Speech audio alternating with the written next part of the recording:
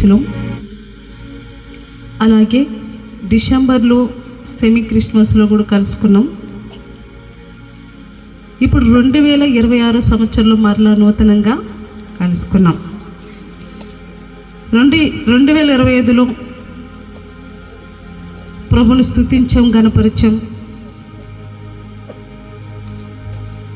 December 31వ తారీఖు చాలామంది చాలా రకాలుగా ఈ నూతన సంవత్సరాన్ని ఆహ్వానించుకుంటూ సంతోషంగా గడిపారు. దేవుని పిల్లలమైనటువంటి మనం మాత్రం ప్రార్థనాపూర్వకంగా దేవుని మందిరంలో కూడి నూతన సంవత్సరంని ప్రార్థనాపూర్వకంగా మనం ఆహ్వానించుకున్నాం మన జీవితాల్లోనికి. అయితే ఈ నూతన సంవత్సరంలో మనం ఎలా ఉండాలి, ఎలా దీవించబడాలి, ఎలా ఆశీర్వదింపబడాలి, 25వ సంవత్సరంలో మనము ఏ విషయంలో సక్సెస్ అవ్వలేకపోయాం, అనుకున్న విషయాల్ని 25వ సంవత్సరంలో కొన్ని వాటిని మనం ఫెయిల్యూర్ చేసుకున్నాం. ఎందు నిమిత్తము వాటిని మనం ఫెయిల్యూర్ చేసుకున్నాము, ఎలాంటి పనుల వల్ల నువ్వు సక్సెస్ కాలేకపోయావు. అయితే 2026 సంవత్సరంలో నీ కుటుంబంలో కానీ నీ వ్యక్తిగత జీవితంలో కానీ ఎలాంటి నిర్ణయాలు తీసుకుంటే నీవు ఆశీర్వదింపబడతావు. ఖచ్చితంగా మనము వాగ్దానం తీసుకునే ముందు మనం వీటిని గురించి ఆలోచించుకుని తీర్మానం తీసుకుంటూ ఉంటాం. ఈ సంవత్సరంలో ఖచ్చితంగా ఇల్లు కట్టుకోవాలి, ఈ సంవత్సరంలో ఖచ్చితంగా ఉద్యోగం సంపాదించుకోవాలి, లేకుంటే ఈ సంవత్సరంలో ఖచ్చితంగా నా పిల్లల్ని సెటిల్ చేయాలి, లేకుంటే ఖచ్చితంగా ఈ సంవత్సరం నేను కారు కొనుక్కోవాలి. ఎన్నో ఆశలు సంవత్సరం ప్రారంభంలోనే మనము ఆలోచన కలిగి ఉంటాం. అన్నిటికంటే ముఖ్యంగా ఆస్తి కన్నా, కారుల కన్నా, ఉద్యోగాల కన్నా, అన్నిటికంటే ఈ సంవత్సరములో దేవుని దృష్టికి నేను ఎలా ఉన్నాను మనం పరిశీలన చేసుకుంటూ సంవత్సరములో ఈ సంవత్సర ప్రారంభం నుండి సంవత్సరం అంతం వరకు దేవుని చిత్తాన్ని నెరవేరుస్తూ ఉంటే ఖచ్చితంగా ప్రభు మన పక్షాన ఉంటాడని వాక్యం మనకు సెలవిస్తూ ఉంది. అయితే దినము వాక్యంలోనికి కొన్ని మాటలు మీకు తెలియచేయాలని ఇష్టపడుతూ ఉన్నాను. మనము చాలామంది కూడా 2025 సంవత్సరాన్ని 2025 సంవత్సరం బాయ్ 2026 సంవత్సరం వెల్కమ్ అని చెప్పుకుంటూ పిలుచుకున్నారు. మనం దేనికి బాయ్ చెప్పాలి? అక్షరాలతో లెక్కింపబడినటువంటి సంఖ్యను కాదు. అలాగే దేనికి వెల్కమ్ చెప్పాలి అంటే అక్షరాలతో కూడినటువంటి సంఖ్యను కాదు. మనం సంఖ్యను చూసి సంవత్సరం మారింది అని మనం అనుకుంటూ ఉంటే ప్రభు అంటున్నాడు, ఇదిగో పాతవి గతించెను, సమస్తమును క్రొత్తవాయను. మన జీవితంలో ఒక క్రొత్తదనాన్ని దేవుడు కలిగించాలని ఇష్టపడుతున్నాడు. మనందరము యేసు రక్తం చేత కడగబడి సంఘంలో చేర్చబడే ముందు బాప్తిసం తీసుకునేటప్పుడు తీర్మానం తీసుకుంటాం. ఇదిగో ఇక నుండి లోకరీతిగా నేను చనిపోయాను, క్రీస్తులో నేను బ్రతుకుతున్నాను అని తీర్మానం తీసుకొని సంఘ సేవకుడి చేత బాప్తిసం తీసుకుంటూ ఉంటాం. ఇదిగో లోక వీపి నేను చనిపోయాను, క్రీస్తులో నేను బ్రతుకుతున్నాను అంటే ఇప్పటి వరకు నేను పాత జీవితాన్ని అనుభవించాను, ఇప్పుడు నూతనమైన జీవితంలోనికి వెళ్ళాలని ఇష్టపడుతున్నాను అని మనం తీర్మానం తీసుకుంటాం, బాప్తిసం తీసుకుంటాం. కానీ వాటన్నిటినీ మరిచిపోయి యథావిధిగా మన జీవితాన్ని మరలా కొనసాగిస్తూ ఉంటాం. అయితే 2026 సంవత్సర ప్రారంభంలో ప్రభు మనల్ని హెచ్చరిస్తున్నాడు, ఇదిగో పాతవి గతించింది, సమస్తమును క్రొత్తవవుతున్నాయి. దేవుడు నీ జీవితంలో ఒక క్రొత్తదనాన్ని కోరుకుంటూ ఉన్నాడు. నీ జీవితంలో ఒక క్రొత్త స్వభావాన్ని చూడాలని ఇష్టపడుతున్నాడు. నీ మాటలలో, నీ ప్రవర్తనలో, నీ క్రియలలో ఒక క్రొత్తదనము కనిపించాలనేదే ప్రభు యొక్క ఉద్దేశం. మనము పాత సంవత్సరం అనగా 2025 సంవత్సరం ఇప్పుడు పాతది. 2026 ఒక క్రొత్తది. ఈ క్రొత్త ధాన్యానికి మధ్యలో రాత్రి 12 గంటల సమయము మనందరం ఎంతో ఎదురు చూసాం, సంతోషించాం, ఆనందించాం. సంవత్సరం మారడానికి నువ్వు గత జీవితాన్ని వదిలిపెట్టి, పాత జీవితాన్ని వదిలిపెట్టి నూతనమైనటువంటి జీవితాన్ని కలిగిస్తే ప్రభు అంటున్నాడు, నా దూతలతో కలిసి పరలోక రాజ్యంలో నేను సంతోషిస్తాను. ఒక సంవత్సరం మారడానికి మనమేమో రాత్రిని కేక్ కట్ చేసుకొని సంతోషంగా ఆర్భాటంగా చేసుకుంటే, ఒకవేళ అదే నువ్వు పాత జీవితాన్ని వదిలి కొత్త జీవితంలోనికి వెళితే ఆ జీవితంలో ప్రభు కూడా తన దూతలతో కలిసి సంతోషిస్తాడని వాక్యం మనకు సెలవిస్తూ ఉంది.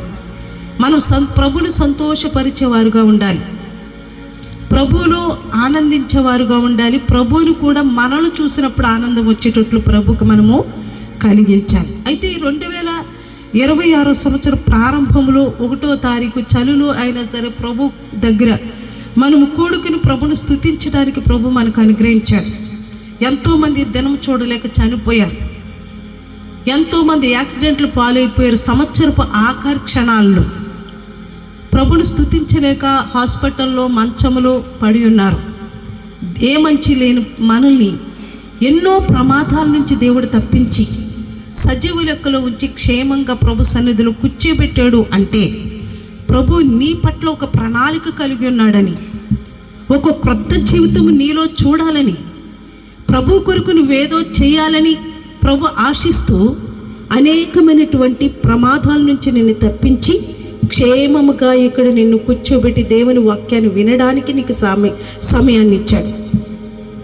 అయితే సంవత్సరంలో మనం ఎలా ఉండాలి, ఎలా ఉంటే ప్రభు మనల్ని ఆశీర్వదిస్తాడు అన్నది నేను ఒక 5 పాయింట్లు మీతో చెప్పాలని నేను ఇష్టపడుతున్నాను.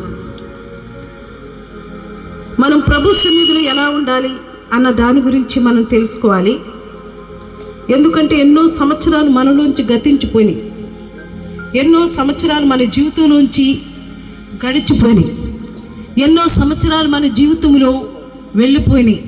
కానీ సంవత్సరాలు గతించిపోతున్నాయి, మన వయసు పెరిగిపోతుంది, మనం మరణానికి దగ్గరవుతున్నామని జ్ఞాపకం చేసుకోవట్లేదు. ఇదే జీవితాన్ని మనం కొనసాగిస్తూ ఉన్నాం, ఎటువంటి మార్పు లేకుండా. ఒకవేళ మనుషుల దృష్టికి మారినట్లుగా మనం కనిపిస్తున్నా అంతరంగంలో మాత్రం ప్రభుకు దూరంగానే ఉన్నాం. అయితే ప్రభు కోరుకుంటున్నది ఏంటంటే, మనుషులు పై రూపాన్ని చూస్తారు, దేవుడు హృదయాన్ని చూస్తాడు. మనుషులని పై రూపాన్ని చూస్తే దేవుడిని హృదయాన్ని చూస్తాడు. ఒకవేళ దేవునికి ఇష్టమైనటువంటి హృదయం నీలో ఉంటే అది ఎలా తెలుస్తుంది అంటే, మన క్రియల ద్వారా తెలుస్తుంది, మన మాటల ద్వారా తెలుస్తుంది, మనం చూపించే ప్రేమ ద్వారా కూడా తెలుస్తుంది. అలాగే దేవునికి ఇష్టమైన జీవితం మనలో లేకపోతే ఎలా తెలుస్తుంది అంటే, మన మాటల ద్వారా తెలుస్తుంది, క్రియల ద్వారా తెలుస్తుంది, ప్రవర్తన ద్వారా తెలుస్తుంది. ప్రభు మన హృదయంలో ఉంటే ఖచ్చితంగా మనము వాటిని విశ్వాస రూపంగా బయటికి తీసుకొస్తూ ఉంటాం. ఈ నూతన సంవత్సరంలో ప్రభు ఒక నూతనమైనటువంటి ప్రణాళిక నీ పట్ల కలిగి ఉంటే, నువ్వు మార్పు నొంది దేవుని పట్ల విశ్వాసము కలిగి ప్రభుని సంతోషపరిచే వ్యక్తిగా ఉండాలని ప్రభు కోరుకుంటూ ఉన్నాడు.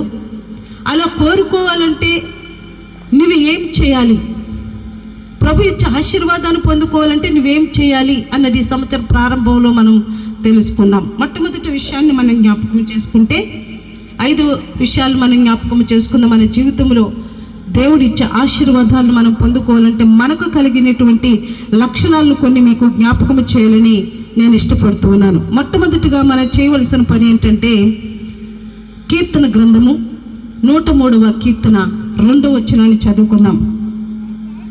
దేన్ని జ్ఞాపకం చేసుకోవాలి మనము? మేలులను. దావీదు తన ప్రాణంతో చెప్పుకుంటున్నాడు, నా ప్రాణమా దేవుడు చేసిన ఉపకారాలను నువ్వు మర్చిపోవద్దు. మనమైతే మన ప్రాణంతో కూడా చెప్పుకుంటాం, ఏమని? ఉపకారాలను మర్చిపోతాం. మనం అపకారాన్ని మాత్రమే గుర్తుపెట్టుకుంటాం. ఉపకారం కనిపిస్తే ఆ విషయం దగ్గరే ఉంటాం మనం. ఇదిగో ఈ విషయంలో నన్ను గాయపరిచాడు, ఈ విషయంలో నన్ను గాయపరిచింది. కానీ 100 మేలులు చేసిన 100 మేలులు మర్చిపోతారు. ఒక్కసారి చిన్న విషయంలో గాయపడితే ఆ విషయాన్ని మాత్రమే జ్ఞాపకం చేసుకుంటారు. కానీ దావీదు తన ప్రాణముతో ఏమని చెప్తున్నాడంటే, చేసిన ఉపకారాల్ని జ్ఞాపకం చేసుకో. నా ప్రాణమా యెహోవాను సన్నిధించు. తన ప్రాణంతో చెప్పుకుంటున్నాడు ఆయన. బైబిల్లో 2 వ్యక్తులు తన ప్రాణంతో చెప్పుకున్నారు. ఒకటి దావీదు, రెండోది ధనవంతుడు. లూకా సువార్త 16వ అధ్యాయంలో ఒక ధనవంతుడు ఉన్నాడు. ఆయన తన ప్రాణంతో ఏమని చెప్పుకుంటున్నాడంటే, ప్రాణమా తినుము, తాగుము, సుఖించు. అనేక సంవత్సరాల కొరకు నీ కొరకు సిద్ధపరిచినటువంటి వాటిని కొట్లని విప్పి ఇంకా కొత్త కొట్లను కట్టి దాని నిండగా నింపి పెట్టాను. నీకు కావలసిన బంగారాన్ని, నీకు కావలసిన ధనాన్ని, నీకు కావలసిన కార్లు, నీకు కావలసిన లగ్జరీ లైఫ్ని నీకు వరకు సిద్ధపరిచాను. తిను, తాగు, సుఖించు అని తన ప్రాణంతో చెప్పుకుంటున్నాడు ధనవంతుడు. కానీ ప్రభు ఏమంటున్నాడంటే, వెర్రివాడ, నువ్వు సిద్ధపరిచిన ధనము, బంగారము, ఆస్తి, అంతస్తులు, కార్లు, లగ్జరీ లైఫ్కి సంబంధించిన వాటినన్నిటినీ ఈ రాత్రి నీ ప్రాణాన్ని నేను తీసుకుంటున్నాను. నీ ప్రాణం కొరకు సిద్ధపరిచినవన్నీ ఎవరు వగుతాయి అని ధనవంతుడితో ప్రభు చెప్తున్నాడు. తన ప్రాణంతోనే చెప్పుకుంటున్నాడు, తిను, తాగు, సుఖించని.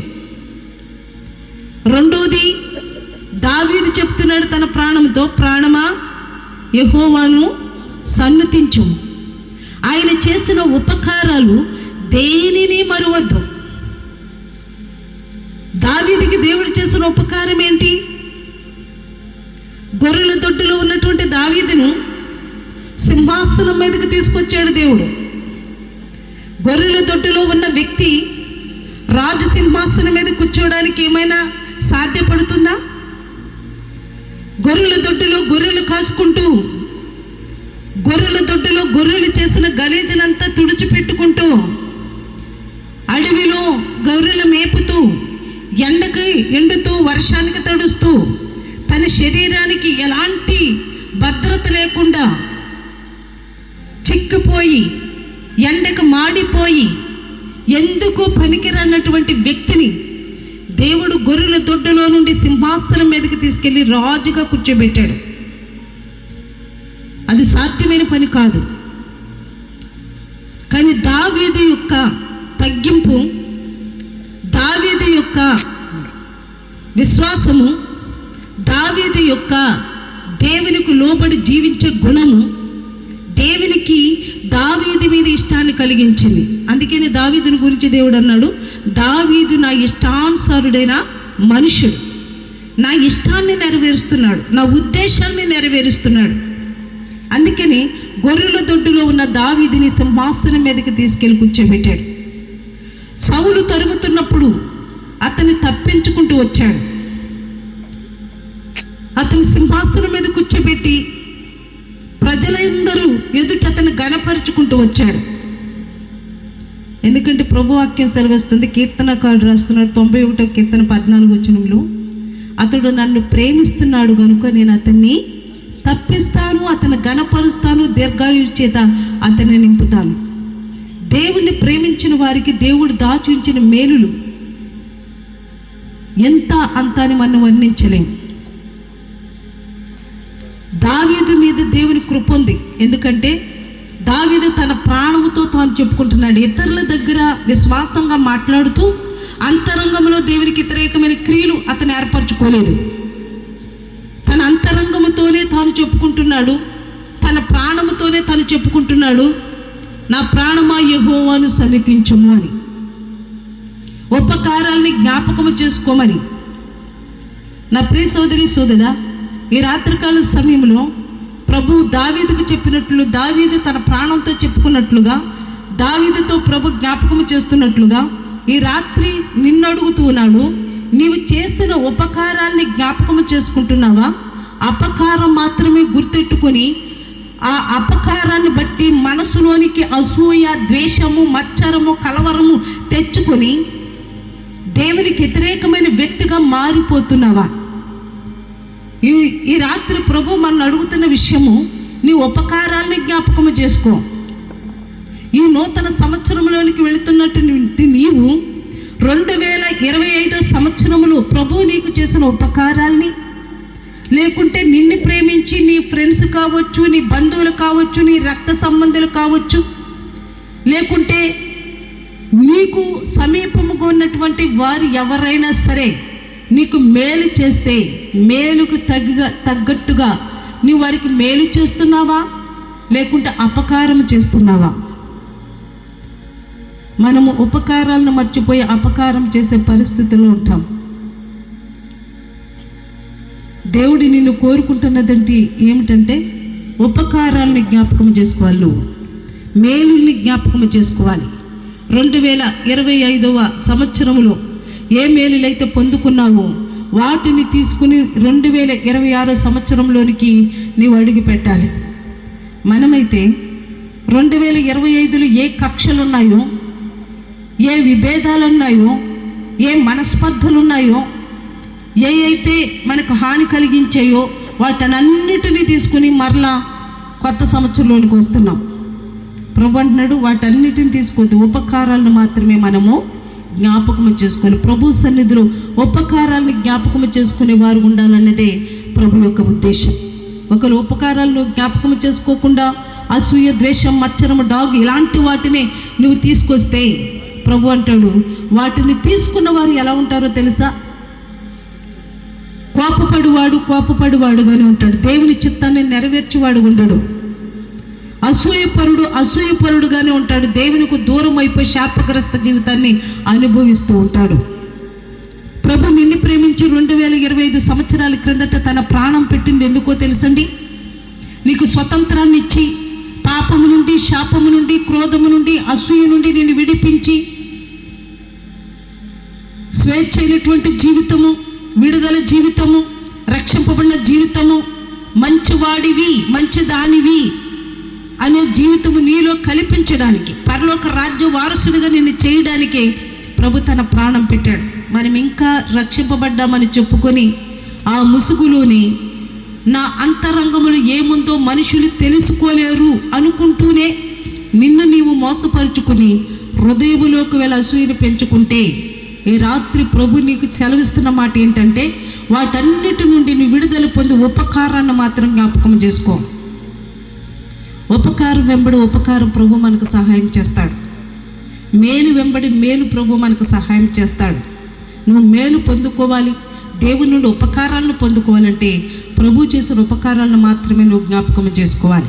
అలాగే నీ స్నేహితుల్ని, బంధువుల్ని, ప్రక్కవారు చేస్తున్న ఉపకారాలను కూడా నువ్వు జ్ఞాపకం చేసుకోవాలి. ఎందుకంటే ప్రభు వాక్యం ఏమని చెప్తుందంటే, దేవుణ్ణి ప్రేమిస్తున్నామని చెప్తున్న మనము ప్రక్కనున్నటువంటి సహోదరుని ప్రేమించలేము. ఒక్కొక్కసారి కనపడిన దేవుణ్ణి ప్రేమిస్తాం, కనపడిన దేవునితో చెప్తాం, ప్రభు నువ్వంటే నాకు చాలా ఇష్టం, ప్రభు నువ్వంటే నాకు చాలా ఇష్టం అని ప్రతి దినము లేవగానే ప్రభుతో చెప్తాం ఐ లవ్ యూ జీసస్ అని, రాసుకుంటాం ఐ లవ్ యూ జీసస్ అని. కానీ ప్రభు అంటున్నాడు, కనపడిన దేవుణ్ణి ప్రేమిస్తున్నావు నువ్వు, కనపడుతున్నటువంటి నీ సహోదరులు మాత్రం ఏం చేస్తున్నావు? ద్వేషిస్తూ ఉన్నావు. ఎవరైతే క్రీస్తు ప్రేమను కలిగి ఉంటారో వారి సహోదరులు ప్రేమిస్తారు, వారికి ఉపకారం చేస్తూ ఉంటారు, వారు చేసిన ఉపకారాలను బట్టి కృతజ్ఞత తెలియచేస్తూ ఉంటారు. దేవుడు మనం 2026 సంవత్సరంలో రెండో విషయాన్ని మనం జ్ఞాపకం చేసుకుందాం. రెండో విషయము ఫిలిప్పీయులకు రాసిన పత్రిక 3వ అధ్యాయము 13-14 వచనాలు చదువుకుందాం. పడాలి అంటే గతము 2025 సంవత్సరములో ఏదైతే నీ గత జీవితం ఉందో దాన్ని ఏం చేయాలంటే మనం మరిచిపోవాలి. మన జీవితంలో ఏది మరిచిపోవాలో అది మరిచిపోము, ఏది మరిచిపోకూడదో దాన్ని మాత్రం ప్రతినిత్యము జ్ఞాపకం చేసుకుంటాం. దేవుడు చేసిన ఉపకారాన్ని ఏమో జ్ఞాపకం చేసుకోవాలి, ఇతరులు మనకు చేసిన ఉపకారాన్ని జ్ఞాపకం చేసుకోవాలి, వాటినేమో మర్చిపోతాం మనం. కానీ అపకారాన్ని మనం జ్ఞాపకం చేసుకుంటాం, గత జీవితాన్ని జ్ఞాపకం చేసుకుంటాం. ఇదిగో గత జీవితంలో కూడా ఒకవేళ నీ జీవితంలో మేలుంటే దాన్ని మర్చిపోతావు.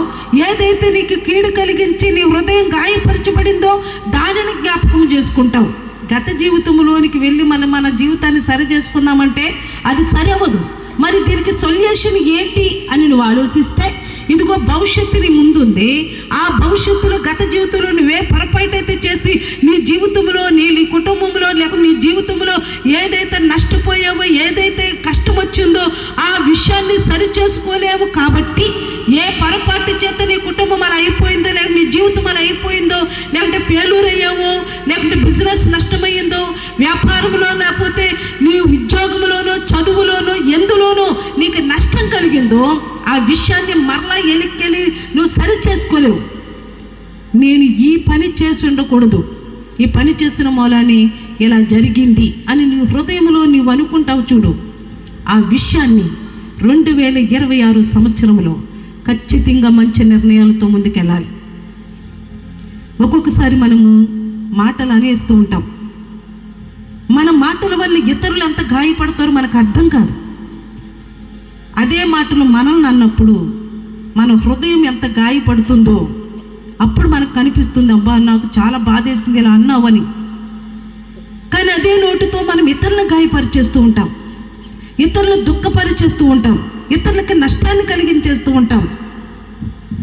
ప్రభు అంటున్నాడు, ఇలా గాయపరిచి ఇలా ఇబ్బంది పెట్టిన తరువాత ఒక్కొక్కసారి మనం రియలైజ్ అయ్యి ఏమంటామో తెలుసా? అయ్యో నేను ఇలా మాట్లాడకుండా ఉండుంటే బాగుండు, అయ్యో వ్యాపారంలో నష్టం వచ్చింది నేను ఇలా చేసి ఉండకపోయింటే బాగుండు, చదువులో ఫెయిల్ అయ్యాను నేను బాగా చదువుంటే బాగుండు, లేకుంటే ఉద్యోగ విషయంలో సరైనటువంటి క్రమముగా డ్యూటీకి వెళ్ళకుండా పని చేయకోకుండా సస్పెండ్ అయ్యాను, నేను అలా చేసి ఉండకపోతే బాగుండు. ఒక్కొక్కసారి మన మనసు ఇలాగే చెప్తుంది. ఎవరినైనా మనం గాయపరిచినప్పుడు, అయ్యో నా మాట వల్ల ఇలా గాయపడ్డారు, ఈ పని వల్ల ఇది ఇలా నష్టం జరిగింది, నేను ఇలా చేసి ఉండకపోతే బాగుండు. ఏదైతే నీలో నువ్వు సరి చేసుకోవడానికి ఆ మాట నీ అంతరాత్మ నీకు చెప్తుందో, ఆ అంతరాత్మను ఈ 2026 సంవత్సరంలో అలాంటి తప్పు నువ్వు చేయకుండా నిన్ను నువ్వు సరి చేసుకోవాలన్నదే ప్రభు నీకు సెలవిస్తున్నటువంటి విషయం. అందుకని ప్రభు నీ గత జీవితాన్ని వదిలిపెట్టాయి, అందులోకి నువ్వు వెళ్ళి మరలా నువ్వు సరి చేసుకోలేవు. కాబట్టి నువ్వు సక్సెస్ అవుతావో దాని గురించి ఆలోచించని ప్రభు మనతో చెప్తున్నాడు. సాతానుడు మన గత జీవితాన్ని తీసుకొచ్చి మన ముందు పెడుతుంటాడు. ఒక్కొక్కసారి లోకములో మనుషులందరూ పాపులను వాక్యం సెలవిస్తూ ఉంది. ఒక్కొక్కరిని మనం కదిలిస్తే ఒక్కొక్కరి జీవితంలోనే సినిమా స్టోరీలు లాంటి చాలా స్టోరీలు ఉంటాయి. ఒక్కొక్కసారి మనం చెప్పుకోలేమేమో. అయితే మన జీవితాన్ని ఏమో మనం ఏం చేస్తామో తెలుసా? కప్పిపుచ్చుకొని ఇతరుల జీవితాన్ని మాత్రం తెరకెక్కిస్తూ ఉంటాం. సాతాను చేసే పని ఏంటంటే నీ మీద నేరారోపణ చేయడం, నీ గత జీవితాన్ని తీసుకొచ్చి నీ ముందు పెట్టడం, నీలో లోపాన్ని ఎదకడం సాతాను చేసే పని. నీ గత జీవితాన్ని తీసుకొచ్చి భవిష్యత్తును నువ్వు చేరుకోలేక అడ్డుకట్టేసి నిన్ను అణిచివేస్తూ ఉంటాడు. కానీ దేవుడు మాత్రం నీ భవిష్యత్తును చూసి నిన్ను ఆశీర్వదించడానికి ఇష్టపడుతూ ఉంటాడు. ఆశీర్వాదం అంటే మనందరికి ఇష్టమే, దీవెన అంటే మనందరికి ఇష్టమే. నువ్వు ఆశీర్వాదాన్ని చేరుకోవాలని ప్రయత్నం చేస్తున్నావు కానీ చేరుకోలేకపోతున్నావు. కారణం ఏంటంటే నీకు ఆశీర్వాదానికి మధ్యలో ఒక కట్టు ఉంది. అది సాతాను వేసినటువంటి గొప్ప ప్రహరీ లాంటిది, గోడ లాంటిది. ఈ రాత్రి ప్రభు అంటున్నాడు, 2025 సంవత్సరంలోకి వెళుతున్న 25 నుండి 26లోకి వెళుతున్న నీవు గతాన్ని మర్చిపో, గతాన్ని వదిలేయి. ఏ తప్పైతే చేసావో, ఏ పొరపాటు అయితే మాట్లాడావో, ఏ గొడవలైతే చేసావో, ఏ నష్టమైతే ఎదుర్కొన్నావో, ఏ బలహీనత అయితే నిన్ను కృంగదీసిందో అదంతా వదిలేయి. 2026 సంవత్సరంలో ఒక నూతనమైనటువంటి వ్యక్తిగా నూతనమైన ఆశీర్వాదాలను స్వతంత్రించుకోవాలి అంటే నీ తీర్మానాలు మంచిగా ఉండాలి. మంచి వాటి వైపు చూడాలి. నువ్వు మంచిని గురించి ఆలోచించడానికి ఇష్టపడాలి. గతాన్ని గుర్తు చేయి. ఎవరైనా ఒక వ్యక్తి మన దగ్గరికి వచ్చి, ఇదిగో పలాని వ్యక్తి చాలా మంచోడండి, ఆ వ్యక్తి గురించి ఏంటి అంటే ఉన్నది ఉన్నట్టు చెప్పకుండా లేని వాటిని క్రియేట్ చేసి మాట్లాడుతుంటాం ఒక్కొక్కసారి మనం. ఎందుకు అంటే ఆ వ్యక్తి మనకన్నా మంచివాడు అంటే మనకు చాలా నొప్పి మనసు. అందుకని ఆ వ్యక్తి మీద కూడా బురద జల్లుతూ ఉంటాం. కానీ ప్రభు వాక్యం చెప్తుంది, ఒకరినొకడు మంచివాడు అని హెచ్చించుకోవాలి. మనం ఒకరినొకరు హెచ్చించుకుంటూ ఉండాలి. అతను చాలా మంచోడండి, ఆమె చాలా మంచిదండి. ఈ మాట చెప్పడానికి కూడా మనలో మంచితనం ఉండాలి. ప్రభు అంటున్నాడు, నీ గత జీవితం ఏదైతే ఉందో దాన్ని మర్చిపో. ఈ 2026లో భవిష్యత్తు గురించి ఆలోచించు. గతంలో ఏ వ్యాపారంలో నష్టపోయావో, గతంలో నీ కుటుంబంలో ఏ బాధ నిన్ను కృంగదీస్తుందో, గతంలో నీకు అనారోగ్య పరిస్థితుల వల్ల కృంగిపోయావేమో, గతంలో వ్యాపారంలో నష్టం, చదువులో నష్టం, లేకుంటే ప్రతి విషయంలో నిష్ప్రయోజకుడు అని మనుషుల్ని విమర్శిస్తున్నారేమో, ఆ విషయాన్ని ఇక నుండి మర్చిపో. ప్రయోజకుడైనటువంటి జీవితాన్ని గురించి ఆలోచించు. ఏం చేస్తే నువ్వు సక్సెస్ అవుతావు దాని గురించి ఆలోచించాలి. ఫెయిల్యూర్ అయిపోయాను కదా, ఇదిగో 2 సార్లు 3 సార్లు బిజినెస్ చేశాను, నష్టపోయాను. 2 సార్లు 3 సార్లు చదివాను, ఎగ్జామ్స్ రాసాయి, ఫెయిల్ అయిపోయాను. 2 సార్లు 3 సార్లు ఇదిగో నేను స్కూల్కి వెళ్ళాను, లేకుంటే ఉద్యోగం చేశాను, అక్కడ స్థిరపడలేకపోయాను. అలా అవడానికి కారణం ఏంటి అన్నది నువ్వు ఆలోచించాలి. నీ వ్యాపారంలో నష్టం వచ్చిందా, దేనికి వచ్చింది ఆలోచించాలి. అది 2026లో ఆ పని నువ్వు చేయకుండా మంచిగా చేసుకుంటూ వెళ్తే నువ్వు ఆశీర్వదింపబడతావు. చదివేవు కానీ పాస్ అవ్వలేదు, కారణం ఏంటి? ఎక్కడ జరిగింది పొరపాటు, అది ఆలోచించుకోవాలి, ముందుకు వెళ్ళాలి. కుటుంబ జీవితంలో ఎందుకు నీ కుటుంబం దీవించబడలేకపోతుంది, ఆశీర్వదింపబడలేకపోతుంది, పొరపాటు ఏంటి అన్నది ఆలోచించాలి. ఈ 2026లో భవిష్యత్తుని దేవుడు నీ ముందు పెట్టాడు. నిర్ణయాలు తీసుకుని నీ కుటుంబాన్ని కట్టుకుంటావా, నీ జీవితాన్ని క్రీస్తున బండ మీద స్థిరపరచుకుంటావా? నూరంతల దీవెనతో ప్రభు నిన్ను నింపుతాడు. అందుకే ప్రభు నీ గతాన్ని మర్చిపోయి భవిష్యత్తు కోసం పరిగెత్తు. భవిష్యత్తు వైపు చూడు. గతం నుంచి వదిలిపెట్టే, గతాన్ని విడిచిపెట్టే, నష్టాన్ని విడిచిపెట్టే, నువ్వు కృంగిపోయిన పరిస్థితులు విడిచిపెట్టే. నువ్వు సంతోషం ఉండాలంటే ఏమి చేయాలి నువ్వు తెలుసుకోవాలి. నువ్వు అభివృద్ధి చెందాలంటే ఏమి చేయాలో తెలుసుకోవాలి. సామెతల గ్రంథకర్త అంటున్నాడు, పనిలో నైపుణ్యతను కలిగిన వారిని చూచితవా అంటాడు. సోమరి చీమల యొద్దకు వెళ్ళు, వాటి నడతను చూసి సిగ్గు తెచ్చుకో. ఎందుకంటే చీమలు మనందరికీ బాగా తెలుసు, అవి చాలా చిన్నవి కానీ క్రమముగా నడుస్తూ ఉంటాయి. వాటికి రాజులే